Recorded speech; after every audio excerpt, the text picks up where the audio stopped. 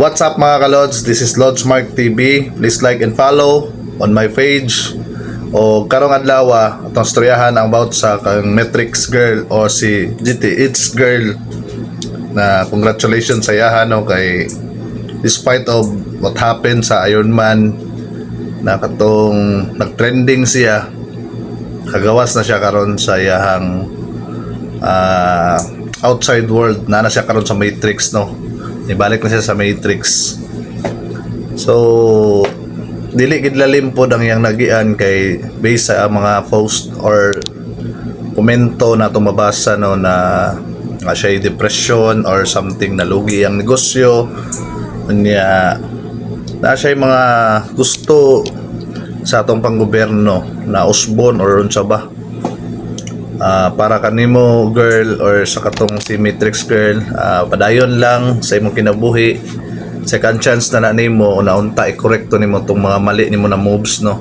Kasi kung saon nimo og protest diha or something na gusto nimo usbon ang Matrix, di na gid na mausap kay mauna na ang sistema sa Matrix diri no.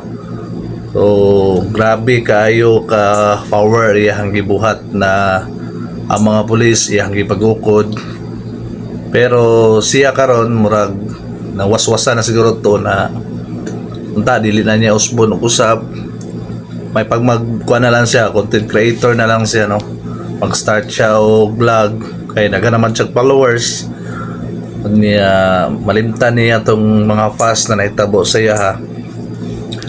Ay tao ra man gid siya gyapon masayop, pero unta sa ikaduhan gayon dili na siya magpakaingon nato kay kung unsay mistake niya makita tos tibok kalibutan no.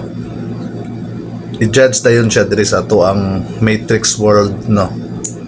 So mao na sa katong si GTH girl, padayon lang o moving forward iampo nang tanan nimo mga trabaho nimo, imuhang pangarap sa kinabuhi, imong goal unta malamdagan ka na maging okay, makabalik ka sa sugod, magkaroon ka og new business o maging successful ka in the future no. Kay dili pag gidulahian tanan, malay nimo ang imuhang second chance na gihatag sa imuha is mauna na siya ang imong stepping stone para muangat ka sa imong kinabuhi no.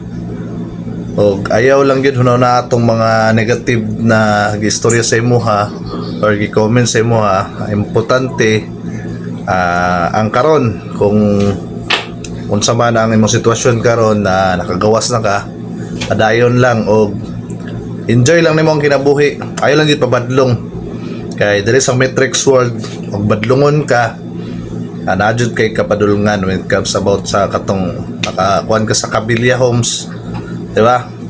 So lisod kay magpuyo sa Kabilya Homes kay kuan way kasiguraduhan dito diri ka sa Matrix, daghan kayo kag kalipay mga challenges kinabuhi o uban pa no. So mao lang to kay Matrix girl, saludo ko sa iyo kay nagbag-o na ka, unta tuloy-tuloy na og congratulations kay nakagawas na ka sa Kabilya Homes. So alright, please like and follow Lods Mark TV.